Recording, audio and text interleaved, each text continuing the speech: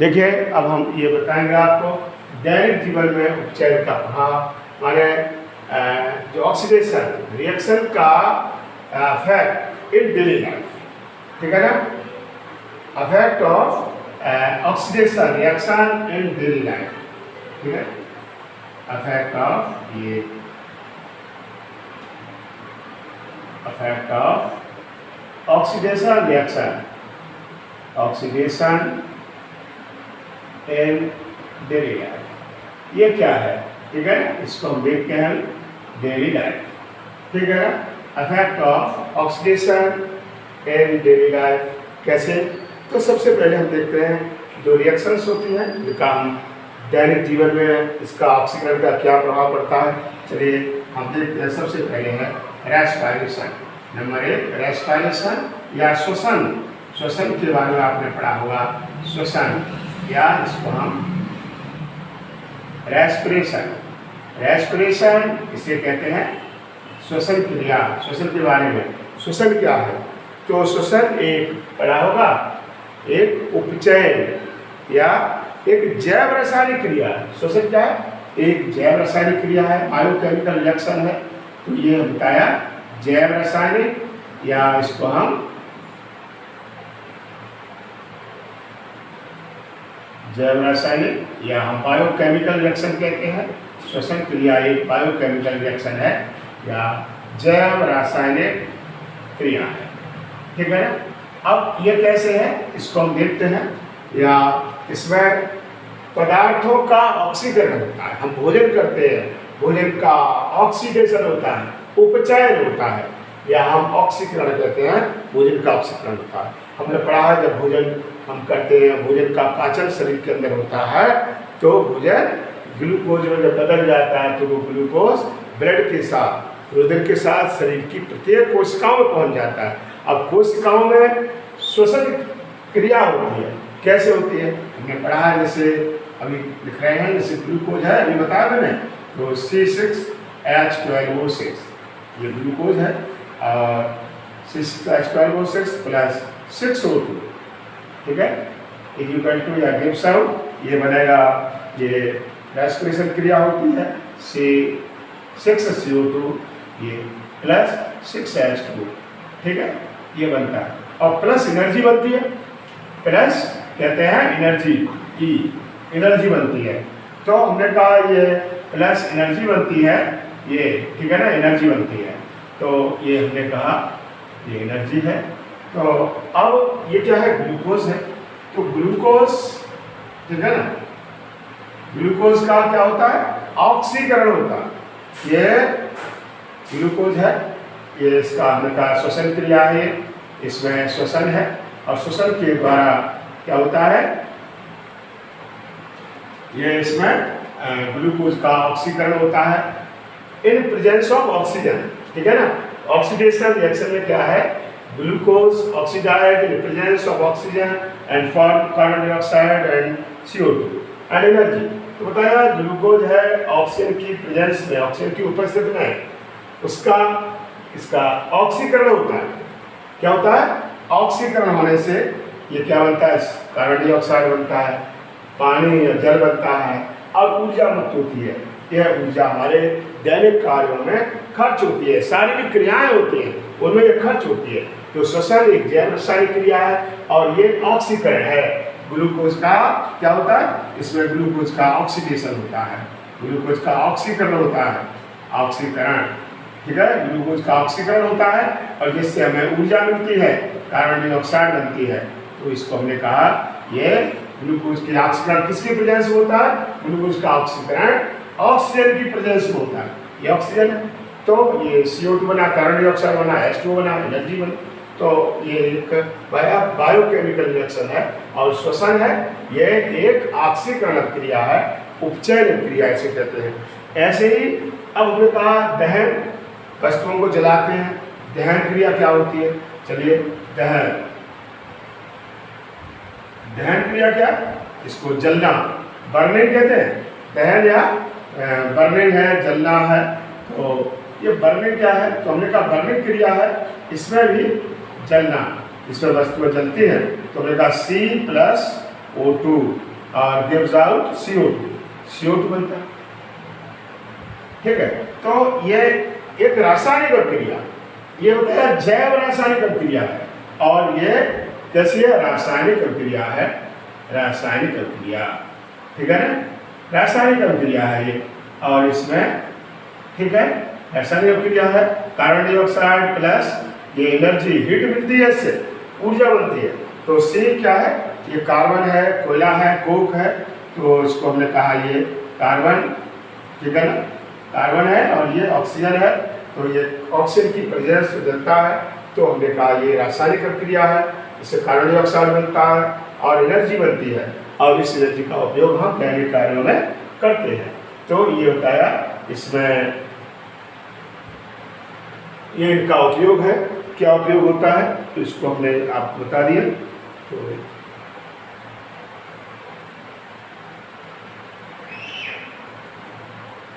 तो इसमें कार्बन का क्या हो रहा है? ये कार्बन का ऑक्सीकरण हो रहा है, कार्बन का ऑक्सीकरण होता है, ये ऑक्सीकरण होता है। क्या होता है? कार्बन का ऑक्सीकरण होता है, ये कार्बन का ऑक्सीकरण होता है, और इस तरह से ये क्या है? अपचयन है, और ऑक्सीकरण होता है, तो कार्बन क्या है? अपचायक है, कार्बन इसका इसमें ऑक्सीकरण हो रहा है, तो ये क्रिया अपचायक है।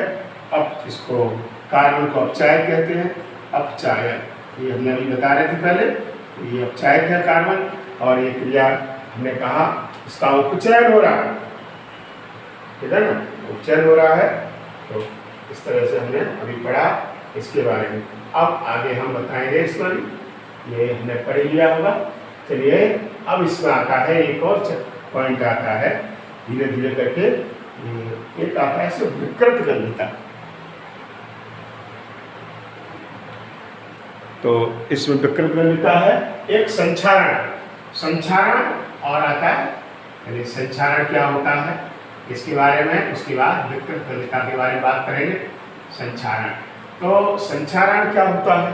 संचारण, इसको हम कोरोजन कहते हैं, संचारण या कोरोजन, ये कोरोजन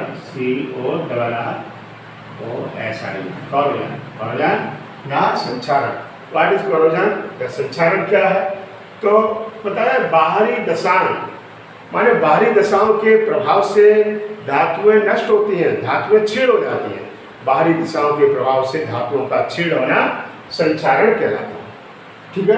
अब बाहरी दिशाओं के बारे, जैसे हवा है, वायुमंडल में हवा है, नमी होती है, तो पानी है, नमी है, इससे धातुओं में जंग लग जाती है, लोहे में जंग लग जाती है।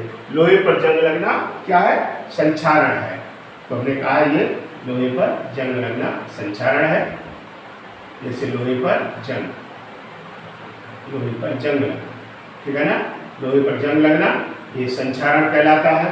तो मैंने बताया, तो धीरे धीरे करके जो लोहा है बरसात में पड़ा रहता है, तो उसकी जो ऊपरी लेयर है उसमें नमी के कारण, वायुमंडल में नमी होती है, जलवाष्प होती है, तो उससे क्रिया करके क्या बन जाता है?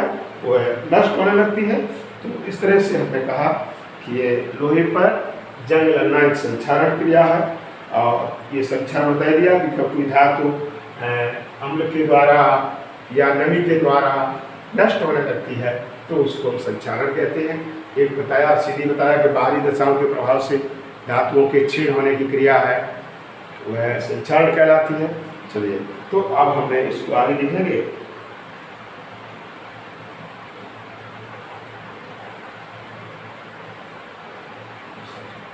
यहाँ पर कैसे होता है ये देखा हमने, Fe, ये Fe हमने लिखा है, Fe प्लस O2 और प्लस H2 ये लिखा हमने, और इधर ये बनेगा FeO3 बनेगा और प्लस H2, मैंने ये लिखा Fe2O3 इंटू XH2, ये बन गया, ठीक है। और यहाँ पर ये बनेगा FeO2 यहाँ पर कर देंगे, और ये O2। तो बताया लोहा है, लोहे में मतलब हवा है, ऑक्सीजन है, और वायुमंडल में लोहा है, ये ऑक्सीजन वायुमंडल में होती है, जलवाष्प होती है, ये क्रिया करते हैं आपस में लोहे पर क्रिया करते हैं, तो लोहे पर जंग लग जाती है। ये लोहे पर जंग लगी है तो इसको हमने कहा Fe2O3 और इसको फेरिक ऑक्साइड, ये जल योजित फेरिक ऑक्साइड या जंग कह सकते हैं। ये जल योजित माने जल योजित फेरिक ऑक्साइड है, जल योजित फेरिक ऑक्साइड, फेरिक ऑक्साइड, इसको हम जंग कहते हैं। ऐसे ही देखा होगा जंग, ये जंग है, इसको जंग कहते हैं।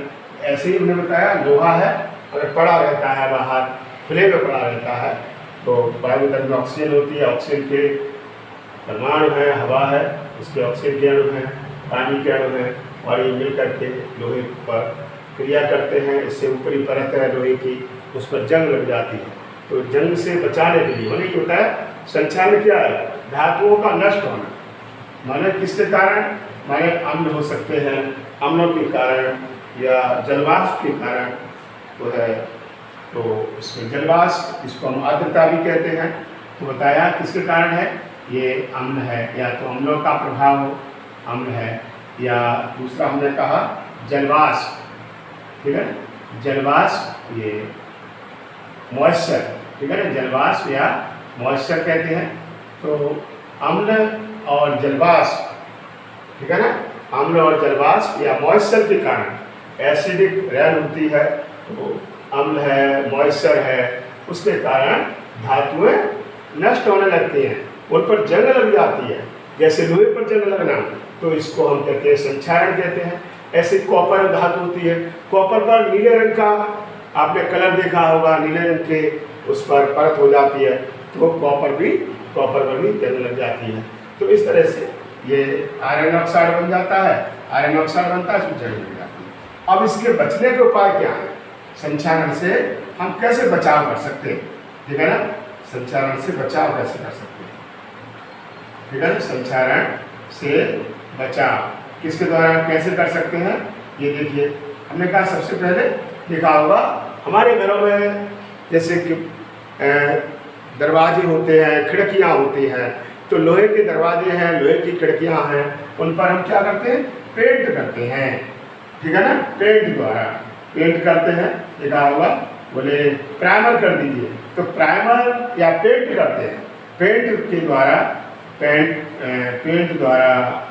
के द्वारा हम उसको जंग को बचा सकते हैं, धातुओं को। हमारे दरवाजे हैं, खिड़कियां हैं, अगर लोहे के हैं तो लोहे के दरवाजे खिड़कियों पर हम पेंट लगा करके हम उसको बचा सकते हैं। दूसरा है ग्रीस लगा करके हम बचा सकते हैं, ग्रीस लगाकर, ठीक है, धातु उस जो मशीनरी के पुर्जे होते हैं, लोहे के या पुर्जे होते हैं, तो उनको हम उसके द्वारा ये ग्रीस लगा करके बचा सकते हैं। तीसरा है गैल्वानीकरण के द्वारा, हम गैल्वानीकरण द्वारा हम बचा सकते हैं धातुओं को, गैल्वानीकरण है उसके द्वारा बचा सकते हैं। गैल्वानीकरण के द्वारा ये हम धातुओं को जंग लगने से बचा सकते हैं। और ऐसे ही इलेक्ट्रोप्लेटिंग के द्वारा धातुओं को, इसमें दूसरी धातुओं का पेंट कर दिया जाता है, इसको इलेक्ट्रोप्लेटिंग कहते हैं। इलेक्ट्रोप्लेटिंग द्वारा हम धातुओं को जंग लगने से बचा सकते हैं। तो हमने कहा ये उपाय हो सकते हैं कि संक्षारण क्या है, धातुओं का अम्ल है, मॉइस्चर है, उसके द्वारा धातुएं नष्ट होती हैं, कमज़ोर हो जाती हैं, उन पर एक परत जम जाती है, उसको हमने जंग कह दिया, जंग लग जाती है धातुओं पर, इसे हम संक्षारण या करोजन कहते हैं। और संक्षारण या करोजन को से बचाव क्या हो सकता है, हम धातुओं को कैसे बचा सकते हैं, बताया धातुओं पर पेंट लगा करके प्राइमर करते हैं, प्राइमर के द्वारा है, जो मशीन के पुर्जे होते हैं उनमें ग्रीस लगा करके हम कर सकते हैं, गैल्वानीकरण के द्वारा कर सकते हैं, इलेक्ट्रोप्लेटिंग के द्वारा कर सकते हैं। तो ये इसके उपाय हो सकते हैं संक्षारण के। अब दूसरा एक आता है, ये विकृत गंधता क्या होती है, ठीक है, विकृत गंधता बताएंगे आपको। ये देखिए अभी ये हमने आपकी समझ में आ गया होगा, इधर ये संक्षारण या करोजन के बारे में। अब हमने कहा विकृत गंधता, इसको हम ये विकृत गंधिका देखिए क्या है, विकृत गंधिका, ये विकृत गंधिका।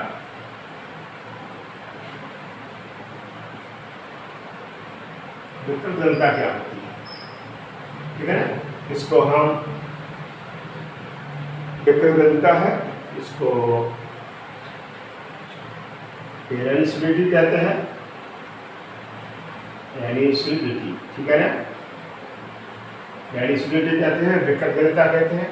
ये क्या होता है, देखिए कभी कभी देखा होता है हम घर पर, हमारे यहाँ भोजन बनता है, खाना बनता है, तो या कभी दावतें होती हैं उनमें खाने वगैरह जो बनता है, तो उसमें ऑयल, सब्जियों को देखा होगा, बसा है, तेल है, उसमें फ्राई करते हैं सब्जियों को, तो उसमें बसा का प्रयोग करते हैं। तो बसा है या तेल है, उसके द्वारा जो सब्जी बनाई, आप कहते हैं इसको रख दो, सुबह खा लेंगे, आपने रख दिया, तो सुबह को हमने देखा जो तेल या बसा युक्त भोजन है उसको सुबह को उसमें उसका ऑक्सीकरण हो जाता है, उसका उपचयन हो जाता है। तो वायुमंडल की क्रिया, वायुमंडल में हवा है, ऑक्सीजन है, ऑक्सीजन की क्रिया से वो क्या होता है, उसमें एक दुर्गंध आने लगती है। तो दुर्गंध आने लगती है भोजन में, तो अब दुर्गंध आने लगी, उसको हमने कहा ये विकृत गंधिका है। तो भोजन में या बसायुक्त भोजन होता है या तैलीय खाना होता है, जब उसे हम अधिक समय तक हम हवा में खुले में रख देते हैं तो उसमें दुर्गंध आती है। तो क्या है, बसायुक्त, जो बसायुक्त भोजन है, ठीक है, बसायुक्त भोजन देखा, बसायुक्त भोजन, या हम तैलीय कह सकते हैं, तैलीय है, बसायुक्त है, बात एक ही है, तैलीय या बसायुक्त भोजन है, वह वायु में खुला छोड़ देता, ठीक है ना, वायु में लंबे समय तक खुला रख दिया जाए।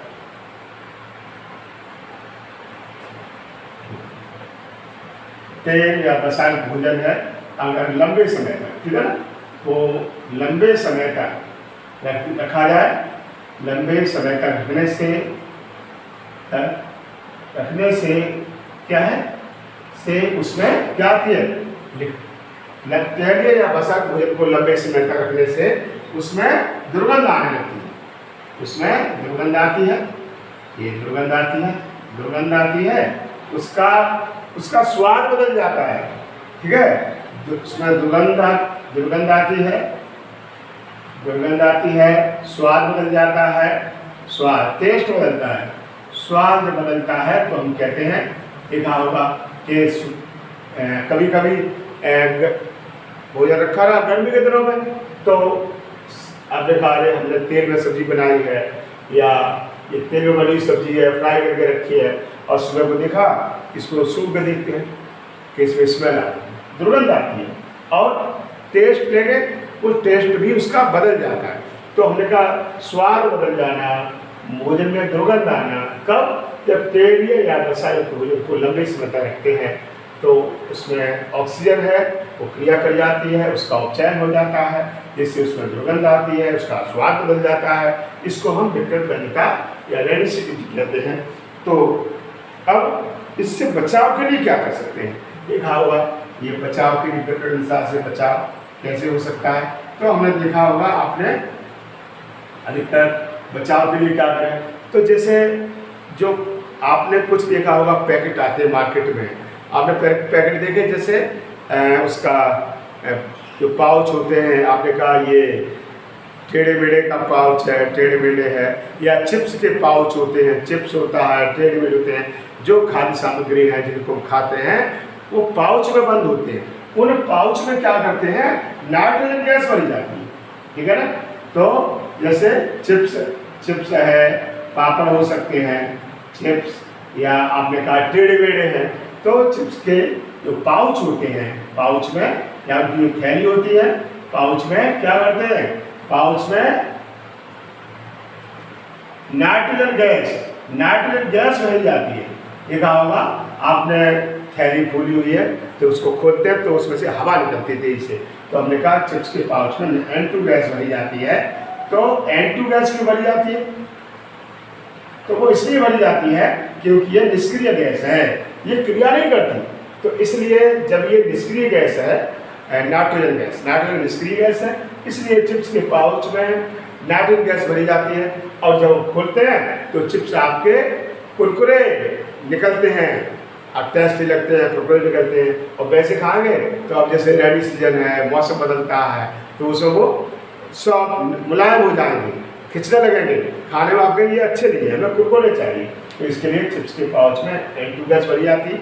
इसी प्रकार से दूसरी जो खाद्य सामग्री आती है वो ड्राई बनी रहे, उनमें ड्राईनेस रहे, तो उस समय चिप्स के पाउच में, तो पैकेट में क्या करते हैं, चिप्स के पाउच या जो अन्य पैकेट होते हैं तो पैकेट में N2 गैस भरी जाती है।